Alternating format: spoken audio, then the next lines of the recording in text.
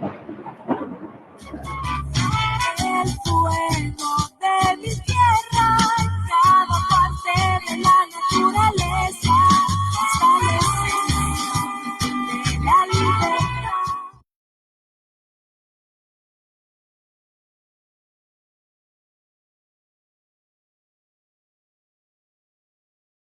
Hey tormentosos, feliz tarde noche. Qué bueno poder saludarlos y poder conversar con ustedes una vez más. Un viernes fantástico. Este viernes 19 de abril del 2024. Estamos muy contentos de poder compartir con ustedes, como siempre, una entrevista con un artista de mucho interés, una persona muy importante con la que ya vamos a conversar.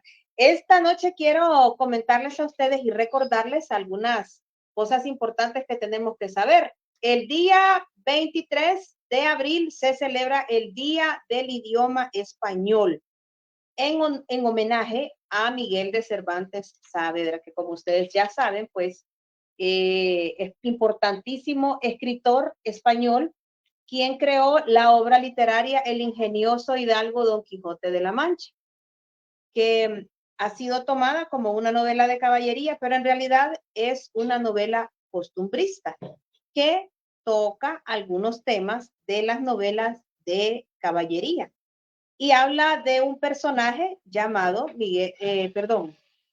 Quijote, quien decide iniciar una travesía, una aventura por el mundo, cumpliendo los requisitos o las metas que antiguamente desarrollaban los caballeros andantes. Así que bueno, básicamente esto es un poco de lo que les podemos comentar acerca de, así como a grandes rasgos acerca de este tema muy importante.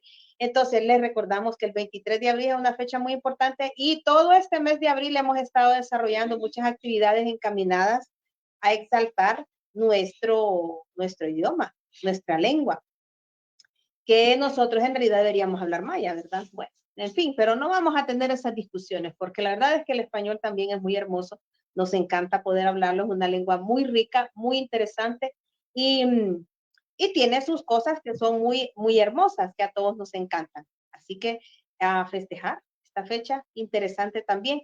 Por ahí hemos estado publicando también algunos videos de las bibliotecas cartoneras, imágenes, y quiero mandar un saludo a mi amiga Armida García, con la que hemos podido compartir en semanas anteriores precisamente este proceso de la creación literaria, que pues a los niños les ha abonado increíblemente y les ha encantado la actividad, y a nosotros también nos encanta que ellos puedan empoderarse y apoderarse definitivamente de las bibliotecas y de la literatura.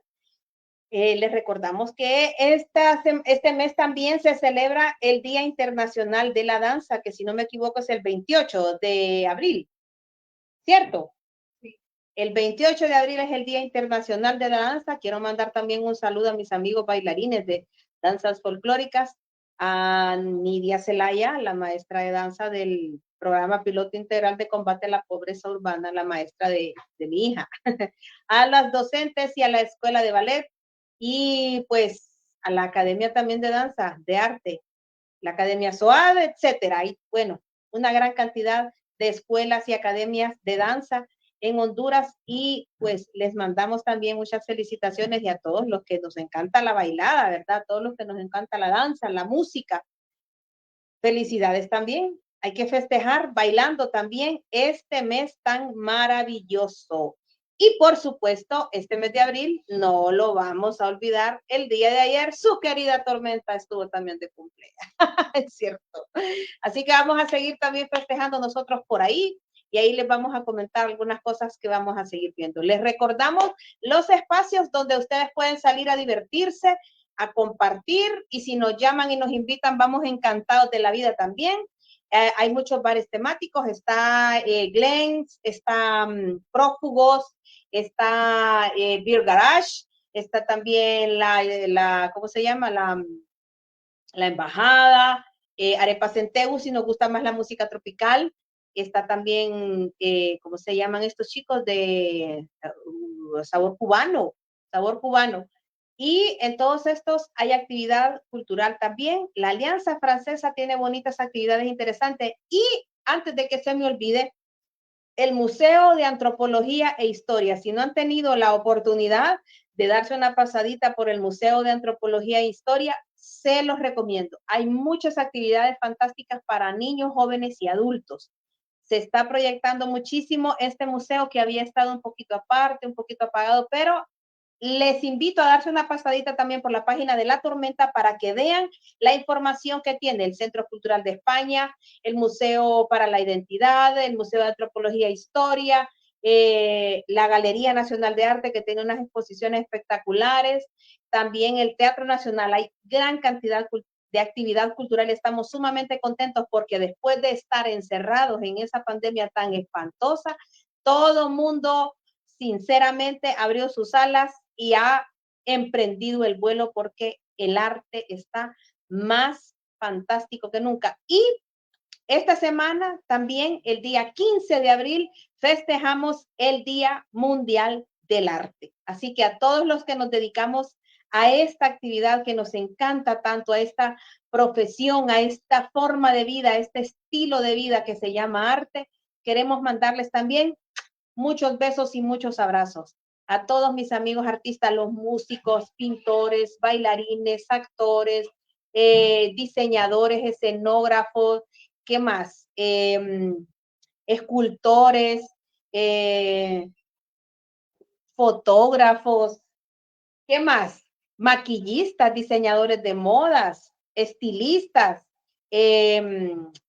bueno, en fin, a todas las artes en general, porque ahora tenemos muchas artes, a los arquitectos también. Queremos mandarles saludos a las artes mayores, a los artesanos que de cualquier manera también son artistas, los artesanos también, los malabaristas, los magos, los payasos, los mimos, los titiriteros, etcétera, etcétera, etcétera. A todos mis amigos, mis colegas, a mis compañeros, a mis hermanos en las artes, a todos les mando un enorme beso, porque este mes de abril también estamos festejando el Día Internacional de la Danza. El 15 de abril de cada año se celebra el Día Internacional de la Danza.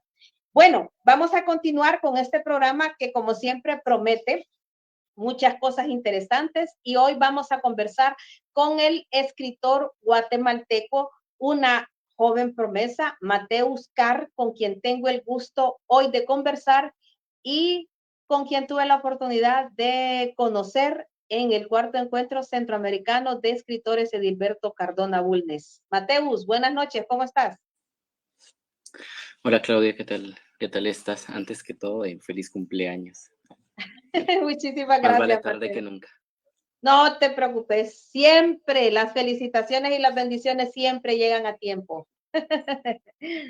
Bueno, vamos a entrar un poquito en materia, tormentosos, y vamos a conversar con Mateus y nos gustaría que nos contara cómo fue la llegada tuya a las letras. Bueno, eso es bastante largo, ¿no? No, sí es bastante, bueno, yo lo asumo que es bastante largo, o sea, la versión corta es que un día decidí escribir. Pero digamos, lo que me llevó a ello fue,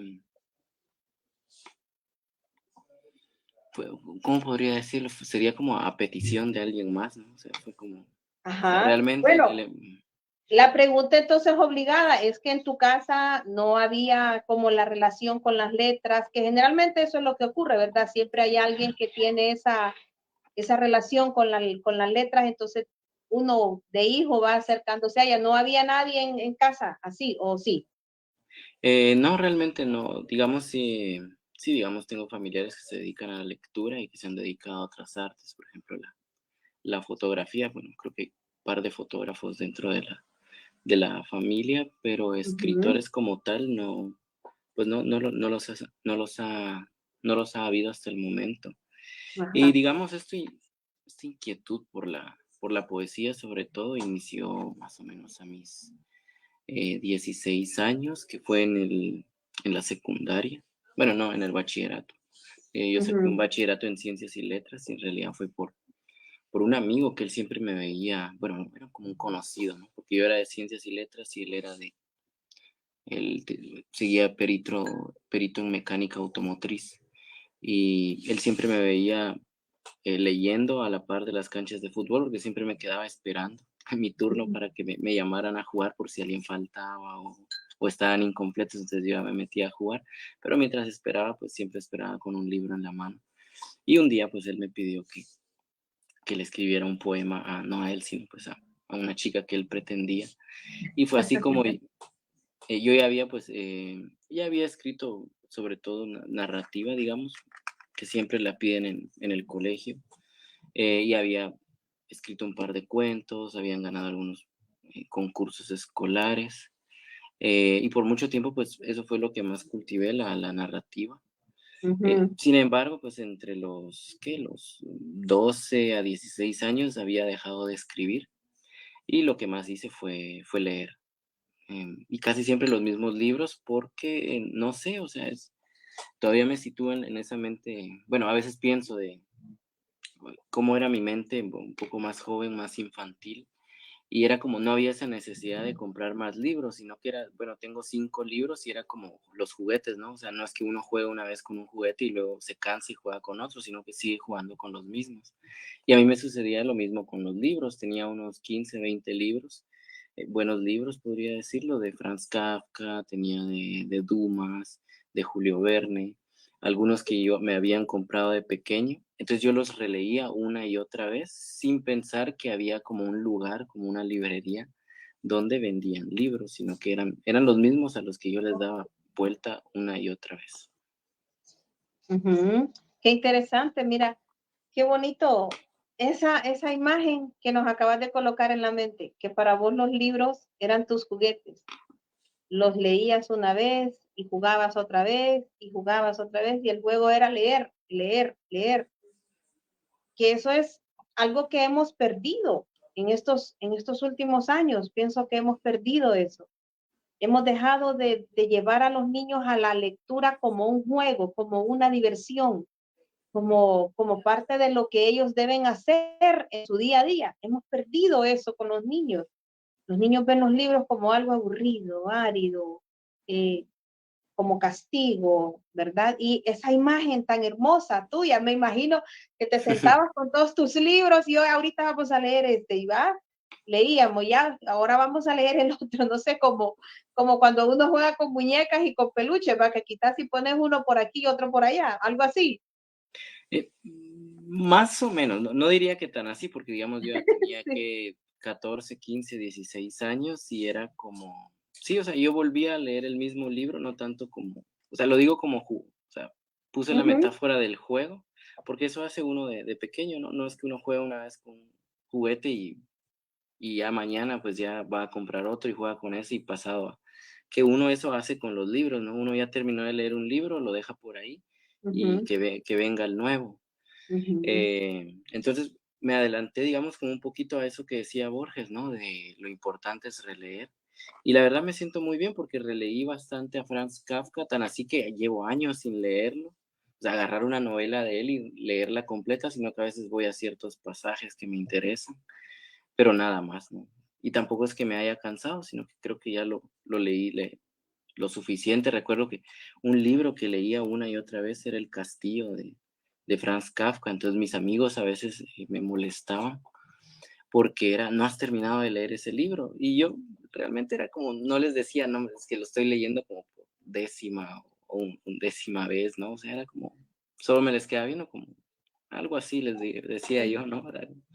Pero era Ajá, eso, o sea, pasé como 6 sí. meses con el mismo libro, ¿no? Pero era porque lo terminaba y lo volví a leer porque es un libro incompleto, o sea, para los que lo han leído es un libro que Franz Kafka dejó incompleto, no tiene final. Sin embargo, pues sí tiene como una conclusión hasta donde llega, pero a mí o sea, me gustaba ver las posibilidades del libro, pero claro, no lo veía como lo veo ahora, como literatura, sino que pues era como un mundo nuevo y a veces falta esa sorpresa de esa capacidad que tiene uno debería tener uno de admirarse ante lo nuevo. Ujú, ujú. Qué bueno, sí, sí, una actividad muy productiva, porque eso te ayuda a mantener fresca y ágil tu mente. Cada vez que uno relee un libro encuentra cosas que no te habías percatado, ¿no? Y te ayuda a encontrar esos recovecos esas metáforas, esas imágenes que no te habías percatado, porque la primera vez que uno toma un libro, como decimos, ya como a la quinta vez uno comienza a decir, ahora viene tal cosa, pero hay un momento en la historia que uno dice, no me había percatado de esta palabra o de esta imagen, ¿verdad? Y hasta que lo vas leyendo y lo vas leyendo y lo vas leyendo, casi lo puedes memorizar, pero es que la memorización te va llenando de otras cosas, de otros elementos, va enriqueciéndote y te va ayudando también a crear. Creo que también de ahí te has apoyado un poco, no apoyado, yo diría, hay cosas que te conmueven, que te transforman a medida que la vas leyendo. Creo que de ahí también ha partido un poco, pienso yo. No lo puedo decir al 100%, la verdad es que no he tenido la oportunidad de leer toda tu obra, pero sí, las cosas que he podido leer de vos son maravillosas, ¿no? Tuvimos la oportunidad de escuchar tu, tus textos allá en el encuentro y fue increíble, ¿no? Fue fantástico. Entonces, bueno, contanos vos, la verdad, cómo fue el proceso de tu creación literaria. Bueno, muchas gracias por los elogios. Eh, bueno, te decía eso, ¿no? De que conocido, ¿no? Compañero conocido, me pidió eso. Y fue cuando me puse a escribir. O sea, yo escribía otras cosas, pensamientos, era como una especie de diario, aunque realmente trataba de esconderlo porque la sociedad donde vivimos era como, el diario es para las niñas, ¿no? Y sobre todo en el colegio donde yo estudiaba, en el instituto donde yo estudiaba, pues yo sí sabía que esto de hacer bullying, ¿no? Por hacer bullying, por parecer un poco más delicado, tener como pues una apariencia como más dulce, pues era causa de bullying y tampoco quería hacerlo, ¿no? O sea, y creo que por eso el otro joven me pidió a mí que lo escribiera y él no lo quería escribir porque no quería como traicionar su masculinidad. Recuerdo que pues me puse como a escribir versos, algo por el estilo, pero según lo que yo escuchaba en ese tiempo, y pues, ¿qué escuchaba yo? Escuchaba Héroes del Silencio, escuchaba a Enrique Bunbury, Los Enanitos Verdes, Calamaro, y yo decía, bueno, aquí todo lo que suene extraño me imagino que ha de ser poesía. O sea, lo que piensa uno a los 16 años, ¿no? Que la poesía es algo extraño o algo que debe parecer extraño. Eh, Joaquín Sabina, y a partir, o sea, yo lo escuchaba e iba copiando, ¿no? Haciendo como variaciones de lo que escuchaba, pero hubo un momento donde yo decía, bueno, es que esto no me gusta, ¿no? Porque es como una copia, eh, no tiene propósito, o sea, si alguien más le escribiera esto y me lo diera a leer, yo me reiría. La cosa es que, o sea, los 2 años que estuve ahí, nunca le escribí el poema al pobre muchacho, él pasó todo o sea, cada semana me decía, mira, ya lo tenés, ya lo escribiste, y que hasta que obviamente se aburrió y dejó de preguntarme. Em, y bueno, y a esa edad ya se me dio un poco más de libertad, entonces a veces nos dejaban salir temprano del instituto, yo estudiaba en la tarde, y me iba pues, a caminar, a vagabundear un poco cuando salía temprano y me iba a las librerías de viejo de acá del centro histórico. Y recuerdo que ahí compré mis primeros libros. Uno de los primeros que compré fue Los árboles mueren de pie, de Alejandro Casona. Luego compré una biografía de Enrique Bunbury que se llama Lo demás es silencio. Y afortunadamente, en este libro de Enrique Bunbury, él es asiduo a la poesía, él recomienda un montón de poetas. Él ahí me recomienda a Bob Dylan porque el primer capítulo de esa biografía se llama La aguja de Dylan. Y él destaca que el mismo doctor que lo atendió él previo a un concierto fue el mismo doctor que atendió a Bob Dylan, porque los cantantes cuando ya no tienen fuerza para subir al escenario les ponen un poquito de adrenalina. Y el doctor mientras lo está inyectando le dice, mira, es que yo también ya atendí a Bob Dylan y una vez le pasó esto. Y guardas la aguja, le dice, sí, aquí guardo la aguja. Quiero que me pinches con la misma aguja que Bob Dylan. Y me gustó tanto, ¿no? O sea, la devoción que él tiene hacia ciertos personajes y hacia ciertos poetas, que yo empecé a leer todo lo que él mencionaba. Incluso él antes él se a finales de año, él tenía un suplemento que se llamaba, creo que eran 100 preguntas de mis fans, algo así, o 1000 preguntas, no, creo que son 100 preguntas de mis fans, donde él en más o menos entre octubre y noviembre, él tenía un correo electrónico donde los fans les tenían que mandar preguntas. Yo nunca le mandé porque, no sé, pensaba que eso era alguien que podía hacer más, pero no yo, alguien más, pero no yo. Em, pero, digamos, yo esperaba, porque él lo lanzaba previo a fin de año, lanzaba, era un PDF que él soltaba en su web, y que era eso, 100 preguntas de mis fans, donde le preguntaban de todo, desde cosas íntimas, cosas que ellos veían en los conciertos, hasta, digamos, tus películas favoritas, tus documentales, qué poetas te han marcado, qué escritores recomendás. Y, digamos, Enrique Bunbury fue, digamos, como un mentor, a ciegas, ¿no? Porque él me recomendaba de todo, me recomendó a T.S. Eliot, José Emilio Pacheco, Panero, Allen Ginsberg, a Woody Allen. Entonces, más o menos trataba de buscar esos libros, pero acá en el Centro Histórico de Guatemala son muy pocos de ese tipo de libros que se encuentran porque se van rápido. Entonces recuerdo que ahí José Emilio Pacheco empecé a leerlo. Ya cuando entré a la universidad, que yo entré de 17, me iba a la biblioteca de la universidad y ahí encontré a todos. O sea, los primeros poetas que leí fueron Octavio Paz, T.S. Eliot, José Emilio Pacheco. Y digamos, yo les digo a algunos, ¿no? O sea, por un lado me siento como muy agradecido y por otro no tanto. Porque, digamos, al leer uno a los grandes, cuando lee unos poetas, pues más o menos, uno dice, esto no es lo mismo, ¿no?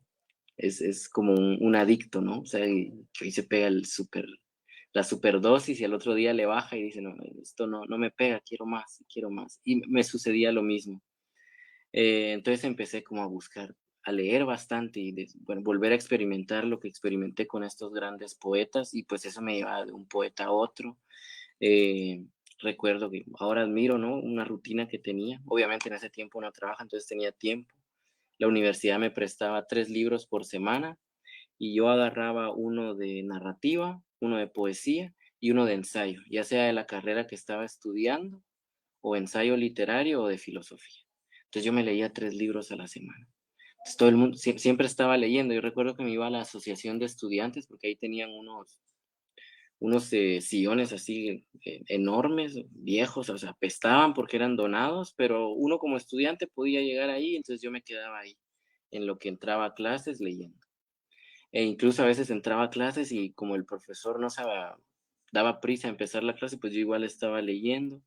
No socializaba mucho al principio, por eso mismo, ¿no? Pero luego ya pues la gente se me iba acercando porque decía, tú siempre estás leyendo y todo eso. Entonces tampoco puedo decir que no hice amigos porque sí hice un montón de amigos, pero siempre, o sea, siempre era como el que está leyendo, ¿no? El de los libros. Eh, y luego, pues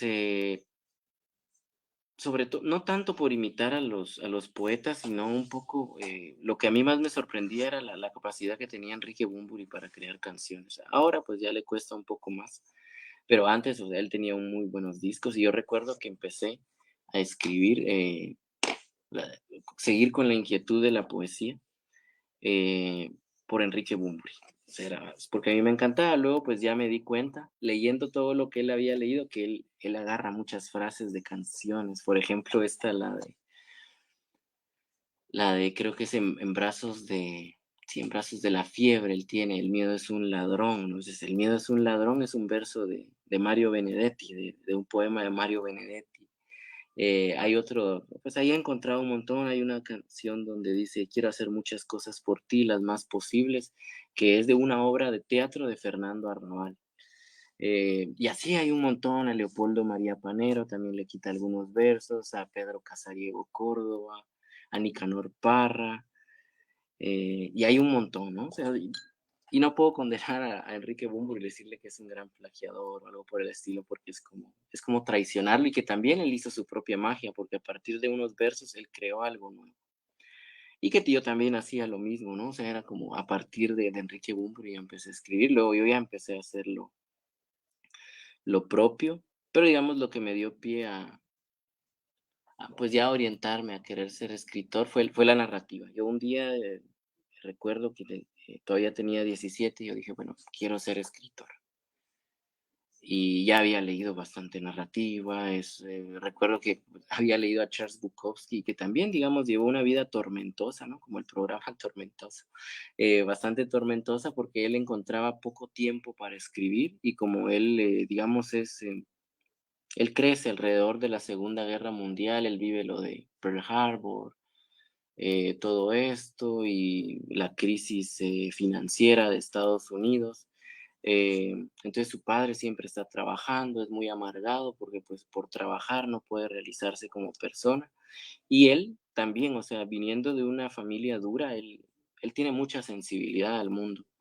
Entonces encuentra poco espacio para escribir porque a él sí abiertamente pues lo trataban de amanerado y que no sé qué, por querer leer, por escribir. Entonces él se forja una coraza así del tipo duro para proteger toda esa sensibilidad que él carga. Y encontraba poco tiempo para escribir. Yo dije, bueno, aunque sea, tengo 30 minutos al día, 20 minutos al día, una hora. Y en ese tiempo no tenía un escritorio, tenía una mesita donde había un televisor viejo.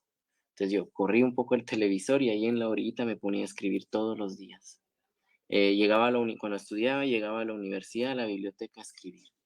Obviamente mucho todo lo que escribí pues se fue a la basura. Luego ya en mi segundo año de universidad, yo ya necesitaba dinero. O sea, mi mamá me daba un poco de dinero para ir a la universidad de vez en cuando, ¿no? Aquí la universidad pública es bastante accesible en el sentido de que uno incluso hasta puede dispensar de comprar libros, porque pues todo estaba de manera electrónica, entonces no se necesitaba mucho dinero para ir a estudiar. Pero pues uno pues ya empieza ahí como a tener amiguitos, salir de fiesta por ahí, parejitas y todo, entonces uno necesita su propio dinero, ¿no? Y acá como bachiller en ciencias y letras, no, pues no hay trabajo para un bachiller en ciencias y letras, entonces era como, bueno, ¿para qué soy bueno? Bueno, yo creo que soy bueno para escribir. Entonces empecé ya a escribir formalmente, nuevamente, no porque yo quisiera escribir, sino que porque la necesidad lo apremiaba. Y, digamos, me gustaba mucho escribir verso medido, sonetitos y todo esto, porque me lo habían enseñado en el bachillerato. Te recuerdo una maestra que tenía un bigotito y ella se lo tocaba mientras daba clases. Ya estaba grande, ¿no? Ya estaba grande. Pero ella me enseñó a medir los sonetos, ¿no? O sea, ella fue la primera y me gustaba mucho ese ejercicio porque nos ponía a decir, bueno, hoy tenemos aquí en ese tiempo ni sabía quién era Góngora, pero hoy tenemos aquí a Góngora. Y no, ay, Góngora, saber quién será Góngora. Pero nos ponía ahí. Recuerdo que ella fue la primera que me enseñó este verso de donde, bueno, yo creo que sí, es Quevedo el que se ríe de Góngora, el de la nariz.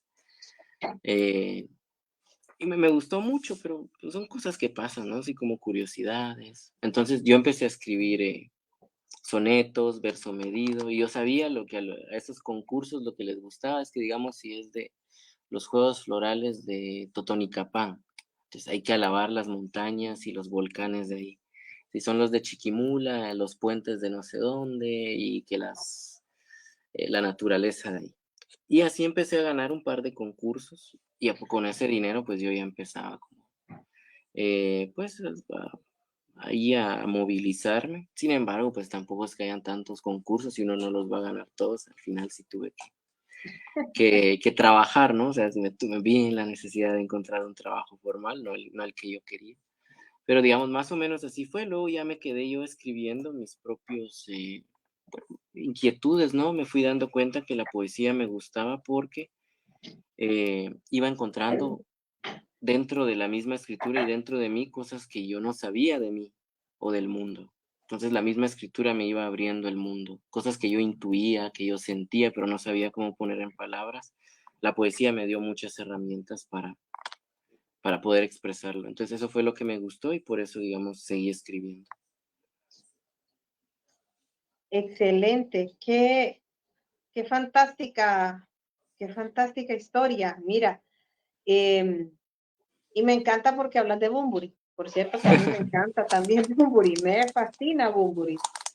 Y creo que un poco también por lo mismo que te comenzó a gustar a vos. Y a veces a veces algunos, yo recuerdo que algunos de mis amigos comenzaron a sentir menos gusto por él, por el tema ese de que él tomaba, ¿verdad?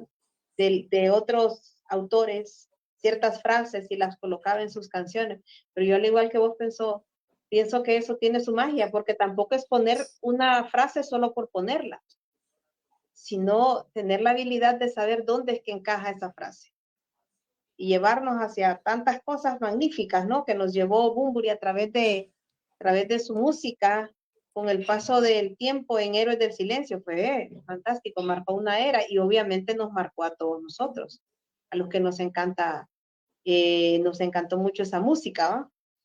Y me llama mucho la atención cómo eso te hizo ir hacia la literatura correcta, hacia las obras que necesitabas leer. Una cosa que uno podría pensar no tiene nada que ver, pero sí, Bunbury nos hizo eso, nos hizo ese paseo por las nubes de una manera muy, muy espectacular, porque todos empezamos a preguntarnos de dónde salen esas palabras, esas frases tan maravillosas y comenzamos a investigar. Y así fue como nos dimos cuenta. Y fue la manera en la que muchos llegaron a la literatura. Yo para esa época ya estudiaba literatura en la universidad, pero tenía compañeros que que nunca habían escuchado hablar de ningún escritor y no sabían nada y comenzaron a sentir pasión por las letras a través de Bunbury, a través de lo que escuchaban en sus canciones. Entonces la gente quería saber cómo había hecho él, ¿no? La fórmula para hacer esas cosas. Claro que eso es algo, lo particular que tenía Bunbury en su trabajo con Héroes del Silencio, ¿no? Y bueno, todo lo demás que al final de cuentas te ha llevado en todo este camino de dedicarte a la literatura, que me parece que ha sido un trabajo en realidad muy meticuloso el tuyo, muy meticuloso, porque detrás de todos esos grandes escritores, lograr encontrarte y lograr crearte es algo que lleva muchísimo tiempo. Es algo que se dificulta muchísimo, que es el poder crear tu propia voz, tu propia imagen. Yo le digo a la gente, si ustedes leen el libro de este muchacho, porque yo he hablado de vos con mucha gente, porque Gracias. tu trabajo literario es que es muy bueno, o sea, es bastante difícil encontrar. No quiero menospreciar a nadie, yo sé que hay gente que se me va a resentir hoy, pero no quiero menospreciar a nadie, pero es lo que estamos hablando con Bunbury. Bunbury hizo algo que no se había hecho antes, y eso es lo que está pasando con vos. Estás haciendo algo que no se ha hecho antes. No estoy menospreciando, como te digo, la obra literaria de los autores que están ahora. No, nada de eso, sino es eso que es tuyo, muy particular, que es muy identificable, que es muy personal, que es difícil de encontrar, que es ay, se me va la palabra, es esa Personalidad. podría ser esa personalidad que nos identifica como artistas, porque a veces tener esa característica, esa característica que nos identifica cuando tenemos algo que es diferente a todos los demás, entonces uno dice, ok, aquí hay un artista, esta fórmula, esta manera de llegar a esto, y eso es increíblemente espectacular en vos. Así que te felicito. Gracias. Te felicito, porque la verdad es que sí. Yo recuerdo que Rommel, a quien le mando un saludo hermoso, estaba Yo muy también. emocionado por conocerte, a Rommel Martínez. Estaba muy emocionado por conocerte ese día y entonces yo dije, bien, vamos a conocer a Mateus, a ver quién es Mateus, porque había muy buena vibra sobre ese nombre. Entonces dije yo, bueno, vamos a conocer y sí, fue una acertada estimulación a nuestros sentidos. Gracias. Bueno, actualmente, Mateus, ¿cuántos libros tenés escritos y publicados? Bueno, libros formales, o sea, es que yo los llamo libros formales porque son poemarios, ¿no? Uno debe entender el poemario como una idea que se extiende a lo largo de, no sé, 15, 20 poemas, 25 poemas. Digamos, si lo entendemos así como poemarios, tengo dos. que uno es Azuba y el otro es Alturas de Wall Street. Primero publicado en 2016, el otro publicado en 2018. Y de ahí pues han salido como muchas recopilaciones, ya sea de poemas que yo he escrito para revistas, que han sido publicados así en, no sé, en algún diario o en la red. Entonces yo he decidido que salgan como una colección, tomando otros poemas de estos dos libros. Entonces, digamos, pues no sé, ahí como, pues ya vamos llegando a la decena así con pequeñas plaquettes, pequeñas antologías. Y digamos, uno a destacar, digamos, sería el de la antología, digamos, de textos que a mí me gustan, son personales, incluso la antología se llama Biografía sin sujeto porque son muy personales, cuentan una historia de vida, no necesariamente la mía, pero es que es el libro que presenté en Honduras, ahí en Comayagua, que Ajá. uno empieza, digamos, uno lo lee el primer poema y llega hasta el final y hay una especie de historia, hay una biografía, no necesariamente la mía, pero yo dispuse que fuera así. Y el otro a destacar es el de microrrelatos o microcuentos que se publicó con La Chifurnia, que digamos sería mi primera publicación de narrativa, podríamos decir, que también, digamos, aparte de ir escribiendo poesía todos estos años, siempre he tenido proyectos de narrativa que he ido pues ahí editando, corrigiendo, tirando a la basura, volviendo a empezar. Pero sí, digamos, sí planeo publicar algún día, pues tengo ahí un par de novelas y un cuentario que espero que en estos años se logre publicar. Ok, excelente. Tenés bastante producción literaria y vos decís formales, pero sí, tenés bastante producción literaria. A pesar de que has tenido poco tiempo, me parece a mí, para trabajar, en realidad dedicarte solo a esto, que es bastante difícil, ¿no? Para todos. Mateo, vamos a hacer ahorita una pequeña pausita, vamos al segmento de proscenio y después seguimos conversando y a ver si nos lees un poquito. Ok, me parece bien. Gracias. Bueno, Tormentoso, vamos al segmento de proscenio, donde, como siempre, les tenemos un pequeño cortometraje para que ustedes recuerden siempre los procesos artísticos que estamos apoyando en nuestro programa. Vamos para allá.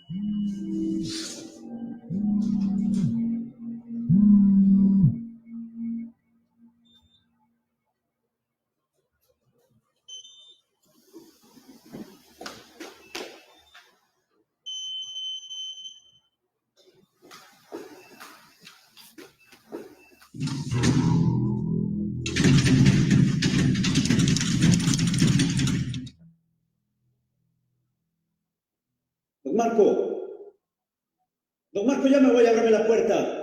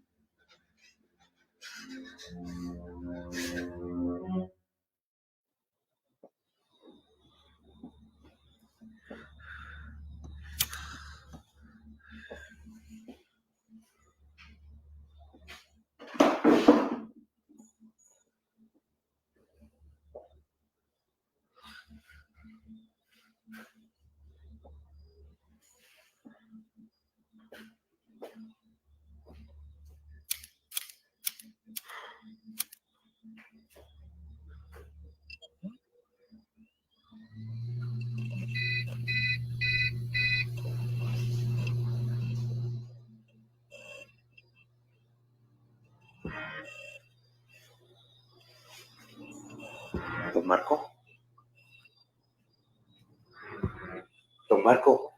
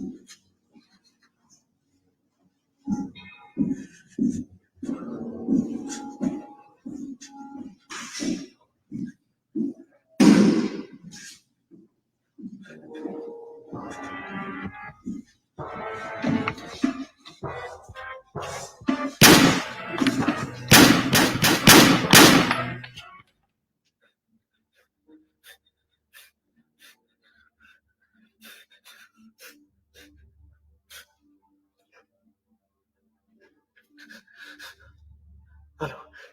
Sí, estoy en el edificio. Hay un asesino en el edificio. Acaban de matar a alguien. Sí, mi nombre es Lucas. ¿Aló? ¿Aló? ¿Aló?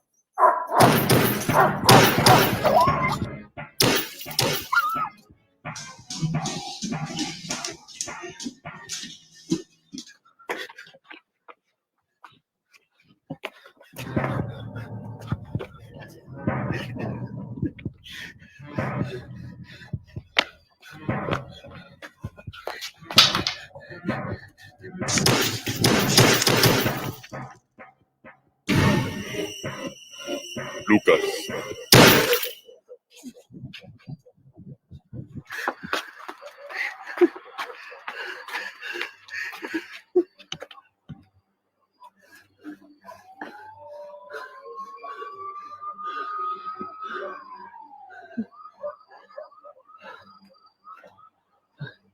La policía.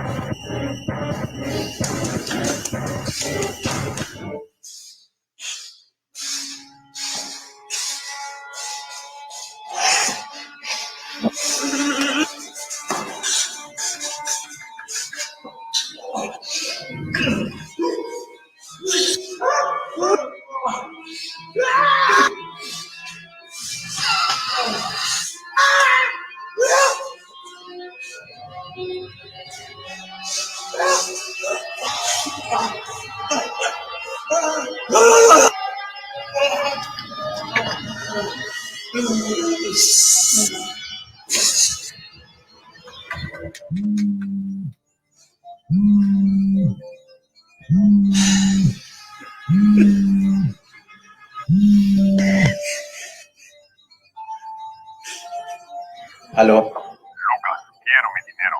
Te entregué el paquete y es hora que lo pagues. Sí lo tengo. Sí lo tengo, pero necesito más tiempo, más tiempo. Ya sabes las consecuencias. ¿Aló?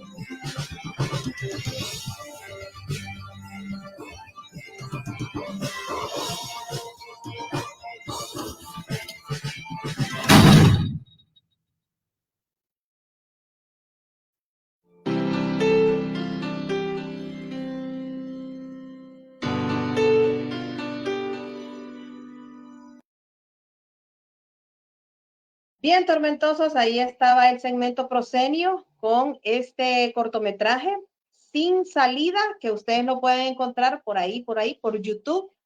Ya lo pueden encontrar. Por aquí vamos a estarles recordando las obras artísticas que pueden ustedes encontrar ahí en las redes sociales. Bueno, seguimos conversando esta noche con Mateus Carr, el escritor guatemalteco, con quien hoy tenemos el placer de poder disfrutar una noche Fantástica. Mateus, ¿cómo seguimos? Vamos bien, me gustó mucho el cortometraje. Es de ahí de Honduras. Sí, sí, Sí, es un cortometraje hondureño, es una productora muy interesante, ¿verdad? Que está como curiosito. sí, claro, sí, le deja a uno desde el principio la intriga de qué es lo que está sucediendo. Por un momento parece que es de miedo, pero no. No, pero sí, está muy interesante. Tiene un buen suspenso, tiene una buena manera de tratar ahí la historia, muy interesante. Bueno, Mateus, estábamos hablando acerca de tu obra literaria, de lo que has producido en todos estos años que has tenido la oportunidad de dedicarte a las letras, y nos gustaría pues que nos hables un poquito, o que nos leas, mejor dicho, un poco de tu trabajo, para que conozcamos también aquí los tormentosos, para que tengan de primera mano la oportunidad de escucharte. Ok. Bueno, sí, yo pienso que lo que escribo habla por mí, no hay que explicarlo mucho. Em, Voy a leer algo justamente de este libro que presenté allá en Honduras, que digamos cuando me suelen preguntar por qué escribo o para quién escribo, pues en lugar de dar una explicación prefiero leer este poema que se llama Advertencia a la manera de Bonifaz Nuño, que era un poeta mexicano. Pero es un poeta mexicano, ¿no? Porque, sí, Advertencia a la manera de Bonifaz Nuño. Para los que aún se toman de la mano y tímidos anhelan la paciencia de las nubes. Para los que juegan a quererse pero no conocen otro amor que la infancia. Para los que hacen origami con las facturas del súper. Para los que se aficionan a los gatos. Dejan migajas en el fondo de la taza y compran sombreros que jamás usarán. Para los que aún creen en los juegos de mesa, en las radionovelas, en los telegramas, en el menú de niños. Para los filósofos de transporte público. Para los hámsters de oficina, sísifos de corbata y saco, ronroneando sobre la computadora de su jefe. Para los que compran billetes de lotería, forajidos de la realidad, cazadores de fortuna, ávidos de sueños de meñique levantado. Para los que no temen ensuciarse con las patas de los perros o cruzar a pie una reunión de exalumnos. Para los que atraviesan varias páginas hasta por fin encontrar la frase adecuada. Para los que sueñan despiertos. Para los que no pueden dormir. Para quienes los fines de semana montan guardia junto a la puerta esperando el regreso de alguien que se fue sin despedirse. Para los que no han corregido su alma según el clamor y la tiranía de la opinión popular. Para los que temen tanto la soledad como la compañía y han aprendido a lidiar con los domingos. Para los que ven al horizonte porque el presente es demasiado inestable. Para los desahuciados. Para los que esperan el trasplante de un nuevo corazón o un nuevo día. Para los que llaman y acude el vacío. Para los que buscan con los ojos vendados, escribo. Bravo, excelente, fantástico, encantador. Para todos y cada uno los que estamos gozándonosla en este mundo. Hay una cosa que me encanta mucho, esos que hacemos origami, dicen Con las los facturas del recibos, súper. con las facturas del súper. Me parece muy curioso eso. ¿Por qué te ocurrió eso? Bueno,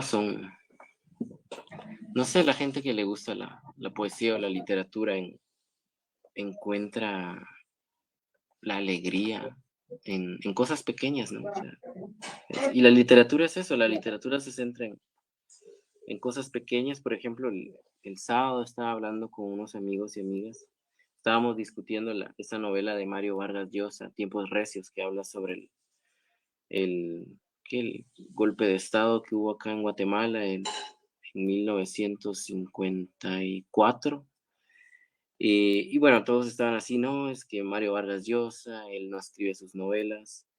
Entonces yo les digo, bueno, pero hay literatura, lo escriba o no lo escriba él, en esa novela hay literatura porque hay una secuencia donde Jacobo Arbenz Guzmán que fue uno de nuestros presidentes y el último presidente de la revolución.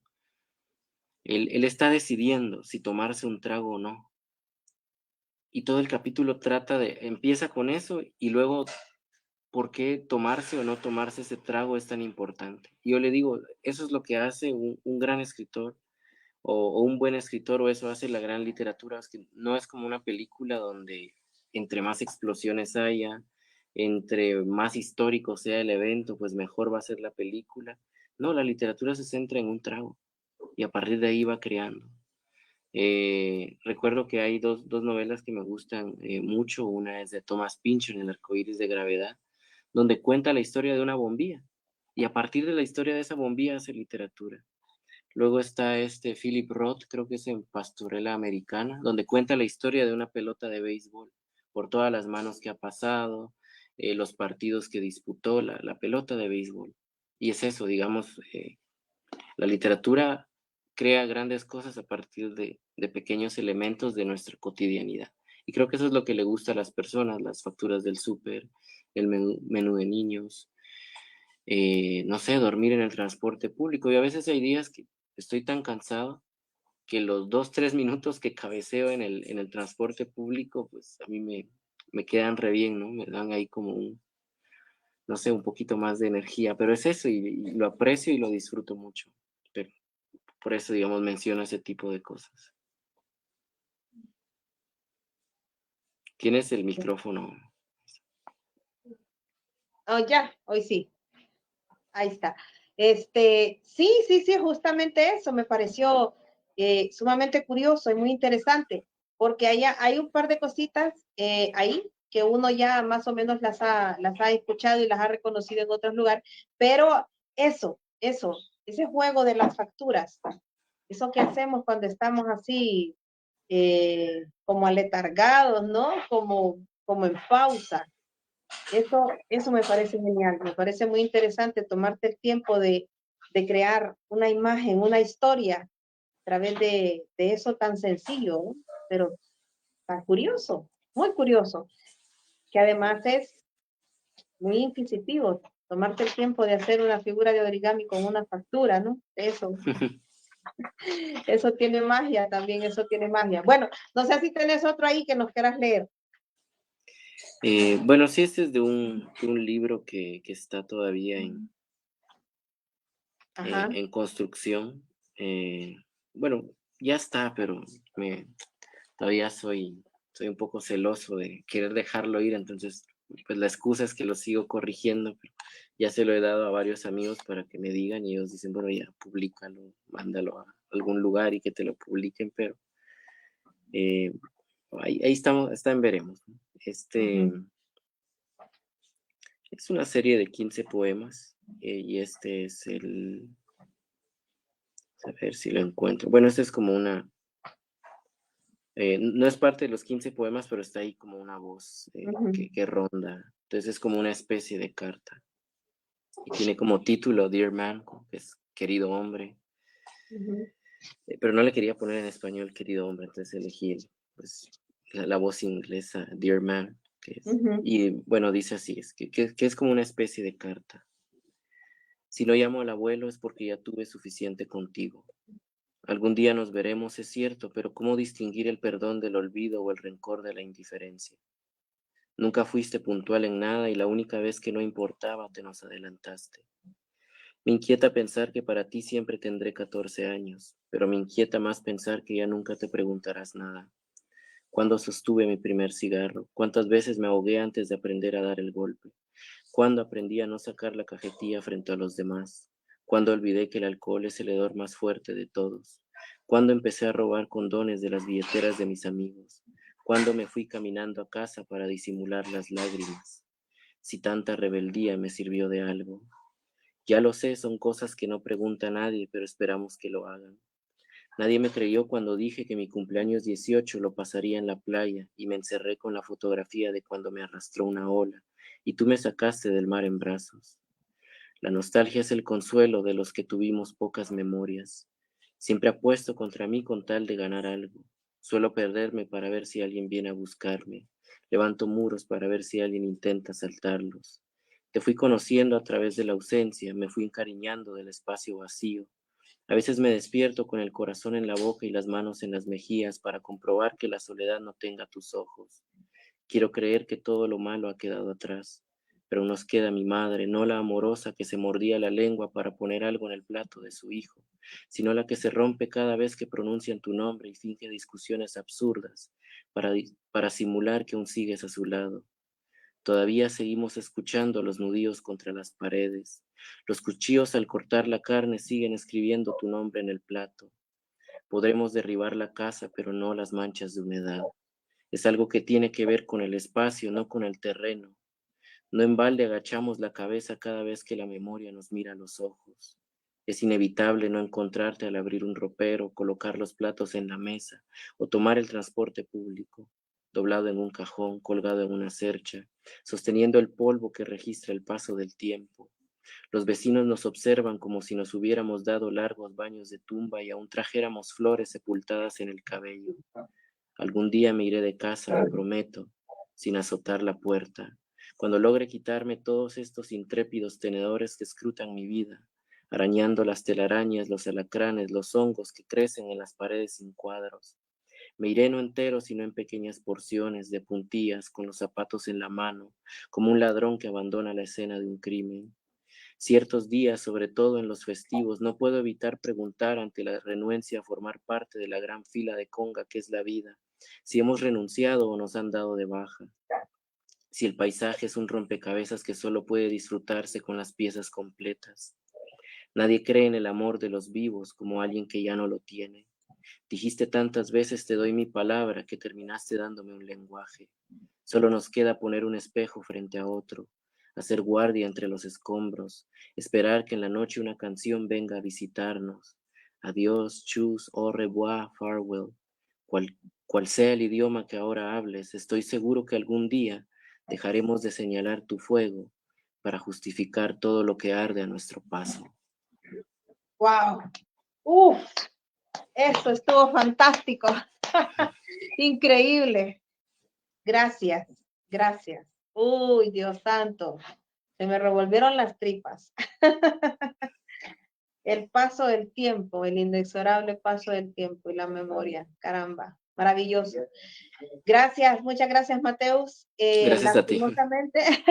Lastimosamente nos tenemos que despedir, pero no sin antes recordarles a nuestros tormentosos las redes sociales tuyas donde pueden encontrarte.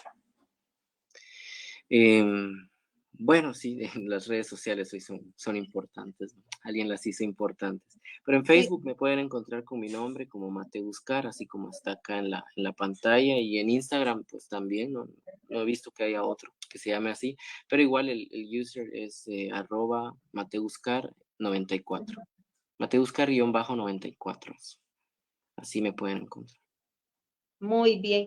Mateus, ¿tus libros están en algunas plataformas digitales donde la gente los pueda adquirir?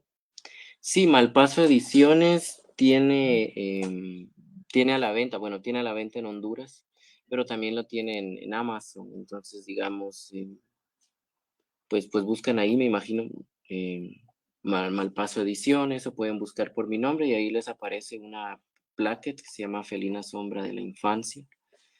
Que tiene una muy bonita edición al cuidado de Armando Maldonado. Entonces ahí la pueden comprar, descargar y pues leerla. Perfecto. Te agradezco, Mateo, una vez más por regalarnos este tiempo maravilloso en este mes tan importante de las letras y conversar con vos, llevarnos estas bonitas sensaciones que nos has dejado este día. Muchas gracias. A ti, muchas gracias. Bueno, y a todos los que nos están viendo. Así es. Gracias, tormentosos, a todos ustedes por conectarse esta noche y compartir todo este trabajo que nosotros realizamos. Les recordamos también nuestras redes sociales, en Facebook como La Tormenta o Claudia Cruz, en Instagram La Tormenta 76 y en TikTok La Tormenta Cruz. Pueden buscarnos también en Telegram como La Tormenta. Y bueno, muchísimas gracias a todos ustedes. Y nos conectamos la próxima semana en su espacio de promoción y difusión artística La Tormenta, donde estaremos igual compartiendo con otro artista importante de nuestro maravilloso mundo latinoamericano. Y pues les recordamos también que ahí por Tegucigalpa siempre nos encontramos. Si quieren compartir con nosotros o que les apoyemos a difundir sus eventos, sus actividades culturales, llámenos. Con muchísimo gusto vamos y les apoyamos. Así que gracias a todos, que la pasen bonito y recuerden que la tormenta y la paz están siempre en tu interior. Hasta la próxima.